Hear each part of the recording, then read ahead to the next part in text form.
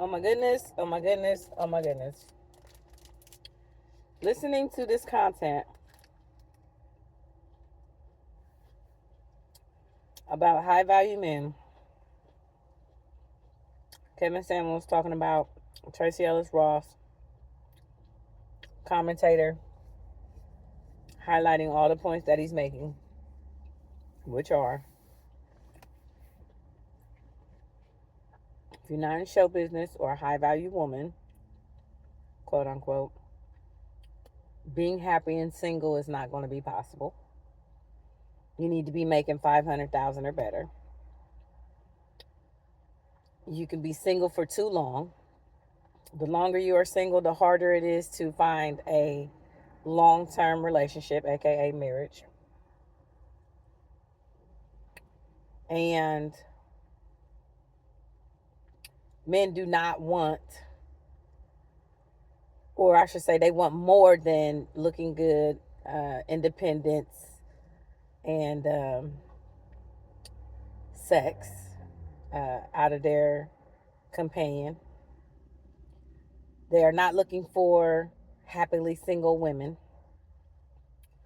And that these type of women, the longer they're alone, they go for long distance relationships because you only have to be your best a couple times a week, 2 days a week, or even less in some cases. And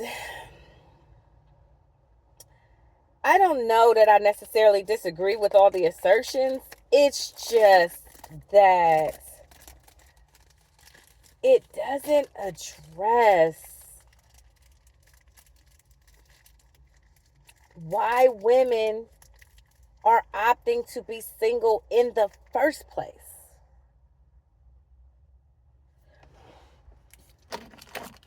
Like, so-called high value men are so transactional and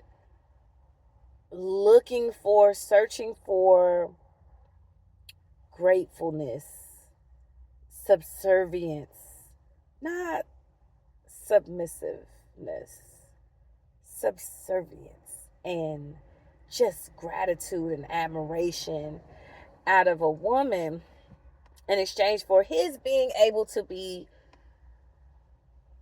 a above average earner, if that's the case. But then it trickles down, this mentality, into average earners, dealing with their women and feeling like, we need to be so grateful and thankful just to have a man. That is heart numbing. I mean, it is. Because a woman craves connection, love, admiration, feeling, and what a lot of these high value men are overdeveloped on a transactional level, overdeveloped business communication, efficiency, how to handle themselves in that way. And it's like, do you know how to handle a woman's heart? Like, because I think if you do, you don't join these conversations with these men. You're not even in that conversation because you already know how to get that out of a woman. You don't get it by simply being a high earner or a very, or achiever. You know what I mean? Or having high productivity. That is not it. That is not a relationship skill. Just like in return, it's the same. Like, these men don't want women who are just independent high earners because it's not a relationship skill. You want someone who knows how to talk to you, who can handle trial and tribulation, and at the same time that you're handling trial and tribulation, offering reassurance, keeping the bond, honoring loyalty and healthy discussion, holding one's heart. When you're dealing with things that go wrong, and it's not hitting the mark for you. If you're not meeting my expectation in some type of way, and when I come to you about it as a woman, I'm nagging and I got attitude and all of that. Yes, you don't want to hear that. I need relationship skills that allow me to come to you, voice my opinion without pointing my fingers, twisting my neck, and making you feel like everything is a fucking problem. I need you to know when I come to you with this that I still hold you in high regard. That I'm going to be appreciative of you listening to me and being able to hear what I'm saying and apply whatever the fix is or the understanding to the relationship. You need me to be able to convey that understanding while I'm discussing with you what's my problem. And the same is true in return. Like, you need to be able to still you need to communicate that you still hold me in high regard, that you still want and love me and need me near you, while you are saying that you might have a problem, I might be missing the mark. But if you talk down to me and make me feel like, oh, I'm missing the mark and I can't, I'm gonna be manless, and it's threats, and it's you gonna leave, and it's, you know what I mean? Like, you're not holding my heart and reassuring me and making me know that you still feel how you feel. Like, being able to communicate without, it's not I feel like, because those are beliefs. It's I feel. It's not you are such and such and such and such. It's when this happens, I feel like this. Without pointing your fingers and talking down. And those are the relationship skills a lot of these men are lacking. And so then, and he says men are the gatekeepers of marriage. True. And women are the gatekeepers of sex. True. Right? True. But you're not going to get the woman that you want to marry by being an above average earner. You have to have the relationship skills to attract the type of woman that you want to open the gates of marriage for. And that's just, it's just true for both parties. And that is the problem that I have with the conversation. I just be like, these men act like they got it so figured out. And then it'll be trash talk to a woman who goes and dates, you know, a poor guy, or, someone hood or whatever. And it's like, so we can feel. Because we need to feel.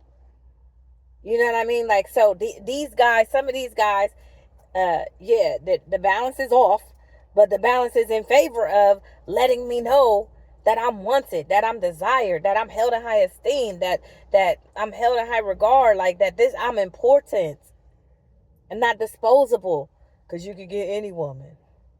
Okay, and it's always somebody with their checkbook out. You get lucky. You are lucky when you find someone who desires you and wants you close to them, can't be around you without touching you and asserting themselves on and around and in your space. That is hard to replace. Somebody paying for dinner is not hard to find at any attractiveness level. Because for every unattractive woman, there's a more unattractive man that knows how to make money, that is willing to pay. I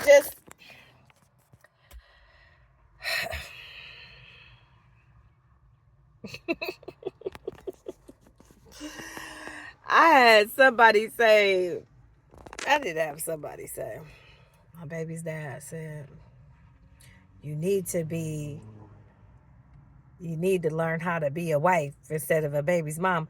I'm like, I have opted not for marriage because of you. Put a bad taste in my mouth.